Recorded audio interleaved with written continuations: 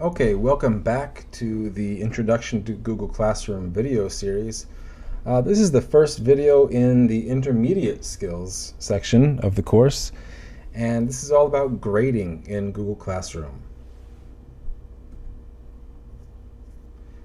So in this video, we're going to learn about how to set up Google Classroom to track grades.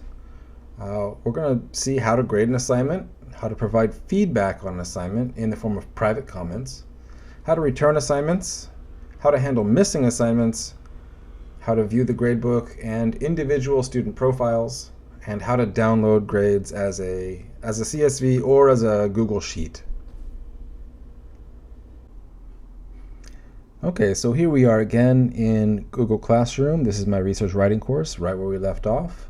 We're in classwork right now, and the thrust of this video is all about grades, so we're going to go back and make sure we're familiar with the settings and how if we go to the class settings and go to the bottom, we've got grading down here. And again, as a reminder, you can choose how you want the grade to be calculated, by category, by total points, or actually no overall grade. You can decide to show the grade to students or not.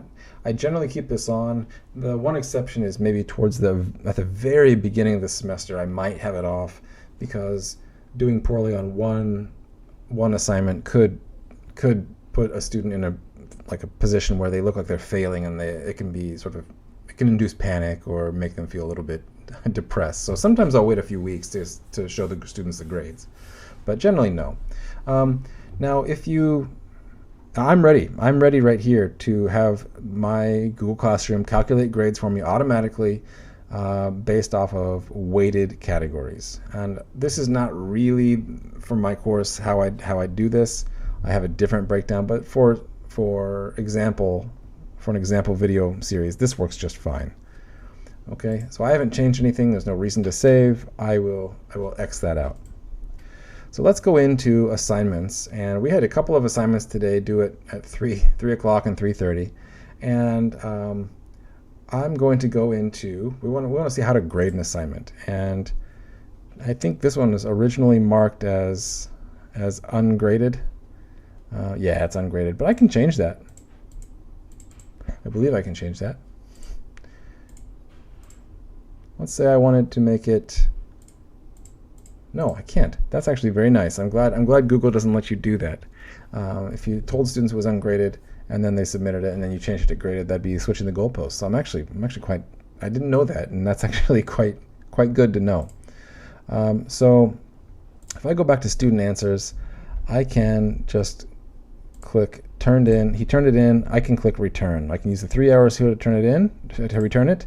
I could click his name and click return. I could click all the people who turned it in and return. I could click all students and return. If we had these functions over here are useful when you have classes filled with students.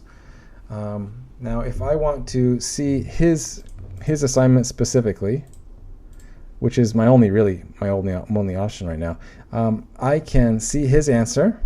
I can see that he turned it in late, and I can see the history. He was 40 minutes late with this assignment, but it's not graded, so there's no penalty.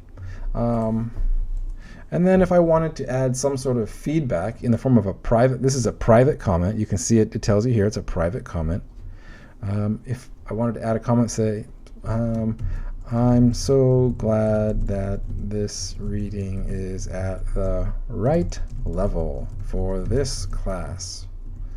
Okay, now I need to click the send button, but if I tried to go away, I think it might stop me. Oh, it didn't, but it saves the comment here. I wonder what happens if I try to go to a wholly different page, it'll ask if I want to discard changes and leave the page, meaning comments aren't saved automatically, and if you left right now, it would discard all those changes, meaning this comment that I typed in but did not send. I really do appreciate that Google does this because it has saved me numerous times. So I have a choice to discard and continue on to the next page, or wait, cancel. Click send, and then it's posted there. He can reply if he would like. Our students could reply to us privately, and then I can move on. And I could click here and I could click return. And I've already given him a private comment here. I could do the same thing here. Good job. And if you're replying to multiple students at once, sorry, if you're returning all the assignment to like the whole class at once, often this comment here, so I'll use this private comment here. I'll go through one by one and make a private comment. Those are individualized. But when I want to return everything to all the students at once, which is generally how I prefer to do it, I prefer to work through their work, give them all a grade, and then highlight all of their names at once, click return, and then put a class-wide comment. Like, generally everybody found this reading to be at the right level. I'm quite happy about that. Okay, so the whole class would see that. Okay, right now it says student because we've only got one student, but if we had 25, all 25 would see that. And I'd click return, and you'll see that that comment will also show up down here under his assignment. So it's two private comments, although this one was actually sent to all students. It shows up in their private stream. Okay, and so we've returned the assignment. Now, if we have a student with some missing assignments, so let's just imagine, oh, he turned that one in too. Okay, we've got an English Central. Let's see. How can I put it? If we have a student who is missing some work, it will say in red right here, it'll say missing.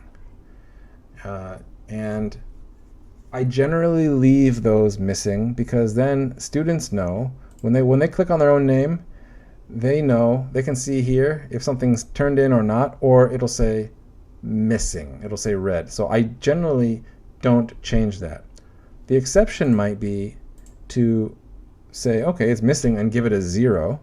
But the reason I don't want to give it a 0 is because when you give an assignment a 0 and return it, it looks like it's completely done and it sort of falls out. It sort of falls out of drawing their attention. I like it when it's red and it's here as missing. That's what I prefer to do. So if I go back to classwork and I want to view the grade book, I can see all student grades in the entire course for all assignments. Now we've got one student here, and actually we haven't given him a grade for anything, but we could try. We could give him a 75% on English Central, and we could say, I haven't read his summary, but just for example, I'll give him 9 out of 10. Now those are green, and you can see he still doesn't have a grade, and that's because these are considered draft grades. They're not locked in yet. If I want to lock in his grade, I need to return it. Without returning it, it doesn't actually become sort of entered into the grade book. Now, you can change grades even after you have returned them. So that's important to know. But you should return assignments as soon as possible to students. In general principle, I believe that's what students have a right. They rightfully expect that. It also just keeps them apprised of where their grade is in the course, and they deserve that. So I'm going to return that. It asks me if I really want to do it. This assignment's not done yet. Are you sure you want to do it? Keep in mind, this was a dummy assignment, so I can update this anytime I want. I'm going to click return. Good. I'm going to make a comment. Good, but you can still do better.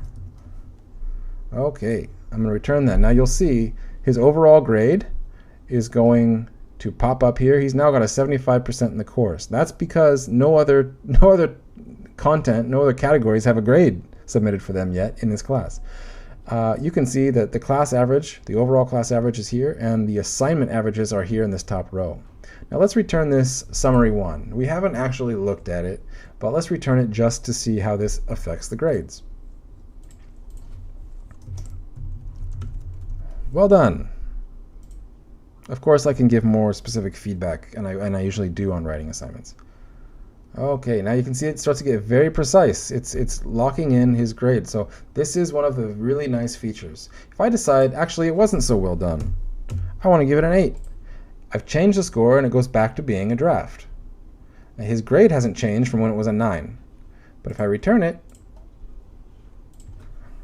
I corrected your grade.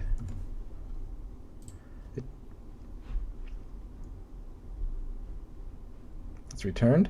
Oh, now his grade dropped. Okay. So this is how you view the gradebook. You can do a lot of grading from here. You could also use the gradebook to click through to individual assignments or to student names. So it's really like an interactive spreadsheet, and I find it quite useful. I do think you should be familiar with how student profiles work here. Students will see, if you've got it selected so that they can see grades, this is basically what they'll see. They'll see their overall course grade, right like this, when they click through on the right settings. They'll see it, and they can be consistently aware of what their course grade is. They can see the assignment name, when it was due, what category it's in, their score, whether it was done or not, how many comments are on the assignment, and how many attachments are there. So they can also toggle this to look for just assignments that have been turned in, just assignments that have been returned, or any assignments that are missing. He doesn't have any. So that's quite useful. Now, one more thing to show. Let's go to, you can go to any assignment at any time, and you can click this gear icon. And this is quite a powerful tool. So at the end of the semester, you're going to be required to submit grades. And I would recommend that you use these features here. Copy all grades to Google Sheets or download all grades as CSV. If you do these, you're downloading all the grades for the entire class for every assignment. If you were to choose this option, it would be downloading just the grades for this assignment as a CSV.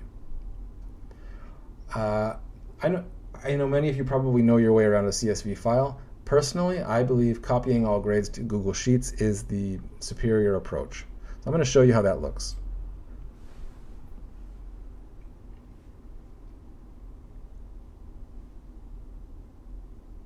It might take a moment. It's got to create a brand new Google Sheet. Yes, so we've got the student name, the email, we've got some categories here, some dates of the assignments, and we can see their raw scores. Now, what it doesn't do automatically, unfortunately, is provide the total course grade. So for example, like what you see, where is he? What you see here. All right, come on. Okay. People. Let's go to people. Yeah. What we would ideally want to see this. Now I use an add-on. I paid $20 for it, and it turns this Google Sheet into something that is much more comprehensive and does all the weighted grading. So it's very nice to give it to the bosses in Kyomu at Osaka Jogakuin. But if you want it like this, if you want the grades like this, then you would go, sorry, one more time. You would go into, yeah, you can go to any assignment. Let's go to any assignment and click this gear icon and copy all grades to Google Sheets or download grades as a CSV. So I think that's one area that I would like to see Google's just like built-in abilities do a little bit better, because it's so great on the user interface here to calculate grades, but it'd be nice if when you downloaded the grades to a Google Sheet or a CSV that it calculated the grades there as well, so you could arrive at a final grade. I think that pretty much covers it, so let's see if we can move on to the try for yourself part. Why don't you go into Google Classroom, and if your course uses weighted categories for grading, input those categories and the appropriate percentages. Next, it's a good idea to become familiar with navigating between the gradebook grades page, the assignment grading, and individual student profiles. So I suggest you just click around between those and sort of become familiar. And finally, it's good to become aware of how you would download grades as either a CSV or a Google Sheet. If you have a previous course, I recommend you try and do that just to see what it produces. Download maybe both. Download a CSV and a Google Sheet and open them both and see how that works for you.